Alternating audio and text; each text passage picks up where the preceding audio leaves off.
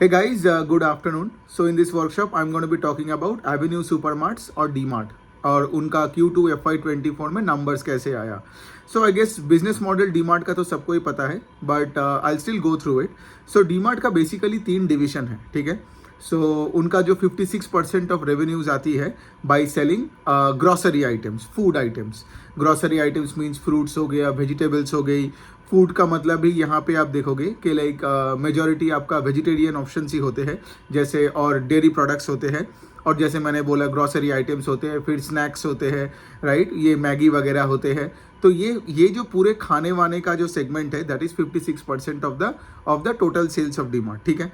22% of the sales DMart का आता है उनका पर्सनल केयर सेगमेंट. मतलब उनका से फॉर एग्जांपल घरों में जो भी सामान चाहिए होता है, इंक्लूडिंग से टॉयलेटरीज, फिर आपका से मेकअप का किट वगैरह चाहिए, तो वो सब भी डीमार्ट में मिलता है. So personal care is 20% and the खाने का सेगमेंट इज 56%.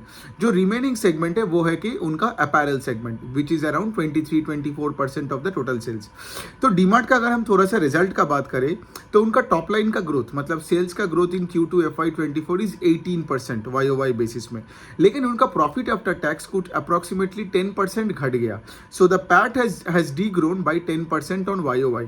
अब ऐसा क्यों हुआ कि आपका जो टॉप लाइन का ग्रोथ है वो 18% से बढ़ा और जो बॉटम लाइन है पैट है वो अराउंड 10% से बढ़ा. इसका आंसर मेन है कि डीमार्ट का जो प्रोडक्ट मिक्स है वो प्रोडक्ट मिक्स थोड़ा चेंज हो गया है, अनफेवरेबल हो गया है, सो दैट कंपनी को ऑपरेटिंग लेवरेज नहीं मिला. अब सोचिए, जो दो मेन सेगमेंट मैंने बोला डीमार्ट का, राइट, 56 एंड 20, जो क्या है FMCG खाने का और FMCG नॉन फूड सेगमेंट, जो टॉयलेटरी हो गया, पर्सनल केयर सेगमेंट्स हो गया, मेकअप किट्स वगैरह हो गया, this is 75-77% of the total sales, right. But यहाँ पे डीमार्ट का मार्जिन कम होता है.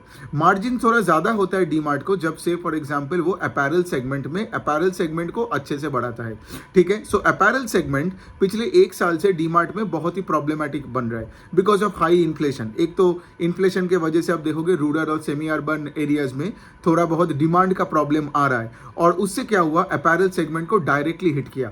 आप देखोगे दूसरा जो वैल्यू रिटेल कंपनीज होता है ना, जैसे फॉर एग्जांपल पैंटालून्स हो गया, फिर आपका वी-मार्ट हो गई, उनका भी जो रिटेल अपैरल का जो सेगमेंट है उन्होंने भी सेम चीज पे कंप्लेन किया. तो क्या हुआ है, since the apparel segment is under performing, so the product mix change हो रहा है towards more of the FMCG food and the FMCG non food segment. लेकिन प्रॉब्लम क्या है, यहाँ पे वॉल्यूम में तो आप ज़्यादा बेच पाओगे, राइट, वॉल्यूम में ज़्यादा बेचा, वरना टॉप लाइन के 18% का ग्रोथ कहाँ से आएगा. लेकिन मार्जिन्स कॉन्ट्रैक्ट हो गए, गॉट इट. क्योंकि अगर आप डीमार्ट का मार्जिन्स को बढ़ानी है तो अपैरल सेगमेंट पे ज़्यादा फोकस करनी है. और अगर आप देखोगे पिछले साल को इस क्वार्टर में the apparel segment contributed I think 25 और 26% ऑफ सेल्स. लेकिन अगर आप इस क्वार्टर में देखोगे Q2 FY24 के बाद that is around 23% of the total sales. 23 और 24 के आसपास होगा, आप एक बार देख लेना. सो दैट मीन्स व्हाट, यहाँ पे प्रोडक्ट मिक्स चेंज हुआ है अगेंस्ट द शेयर होल्डर्स, उस तरह से आप सोच सकते हो. तो इसी वजह से क्या हुआ है कि इनका टॉप लाइन का ग्रोथ हुआ है लेकिन बॉटम लाइन डी ग्रोथ हुआ है. तो दूसरे साइड से अगर मैं और भी चीज़ एक बताऊं कि डीमार्ट का अगर आप पिछले साल देखोगे आफ्टर Q2 FY23 के बात कर रहा हूँ, ठीक है, पिछले साल Q2 के बाद दे हैड 302 स्टोर्स, और अभी अगर आप देखोगे इस क्वार्टर के बाद दे हैड 335-36 स्टोर्स. मतलब स्टोर एक्सपेंशन रेट भी कुछ कितना ही होगा, 10-12-13% CAGR से स्टोर एक्सपेंशन हो रहा है. तो एक तरफ तो मैं बोल सकता हूँ कि डीमार्ट का आज ऑपरेटिंग लेवरेज नहीं है बिजनेस का, पैट का डीग्रोथ हुआ. EPS और पैट का डीग्रोथ होने का मतलब है शेयर होल्डर को कुछ एक्स्ट्रा वैल्यू ऐड नहीं हुआ इस साल कंपेयर टू लास्ट ईयर. इस तरीके से देखिए, ऑल्दो कंपनी का डबल डिजिट का टॉप लाइन है क्योंकि ऑफकोर्स नया स्टोर्स तो खोल ही रहे हैं, राइट, और वॉल्यूम ग्रोथ हो ही रहा है. लेकिन अगर आप ज़्यादा टॉयलेटरी और से फॉर एग्जाम्पल ज़्यादा वेजिटेबल्स बेचोगे तो वॉल्यूम में दिखेगा लेकिन आपका वैल्यू नहीं बढ़ेगा. Got it. वैल्यू आता है आपका अपैरल सेगमेंट में जो कि कॉन्ट्रैक्ट हो रहा है. सो ये बनता है प्रॉब्लम. और अब सोचिए, अगर आपको ऑपरेटिंग डीलेवरेज हो रहा है, आपका पैट घटा, एंड सेकंड आपका store expansion rate is only at 10-12% CAGR, right. तो क्या इस स्टॉक के लिए मैं 100 PE दूंगा? शायद नहीं. ओके, तो लेकिन इसका मतलब ये भी नहीं कि मैं डीमार्ट को ट्रैक नहीं करता हूँ, जैसे मैं ट्रैक करके इसका वीडियो बनाया, हर क्वार्टर में मैं करता हूँ.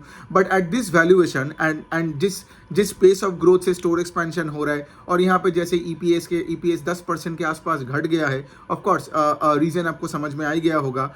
ऐसे I am not comfortable with the stock at this point in time. Now ये कोई बाई और सेल रिकमेंडेशन है नहीं, मेरे दिमाग में क्या चल रहा है तो मेरा काम है आपको ये बता देना, राइट? बिकॉज आप लोग ही बोलते रहते हो कि वैल्यूएशन का बात करो, वैल्यूएशन का बात करो।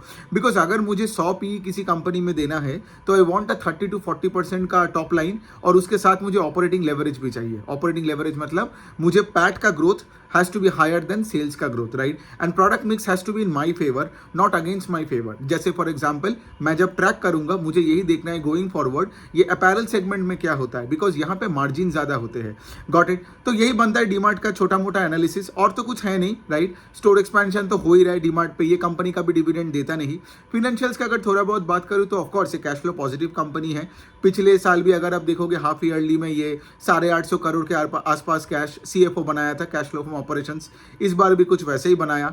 दूसरा चीज यहाँ पे आप देखोगे कि लाइक स्टोर एक्सपेंशन का पेस थोड़ा सा मतलब ज्यादा है। This time they have invested more amount of money in store expansion in this physical half year physical. तो आप देखोगे सीएफआई का नंबर थोड़ा सा ज्यादा है कंपेयर टू लास्ट ईयर का सीएफआई।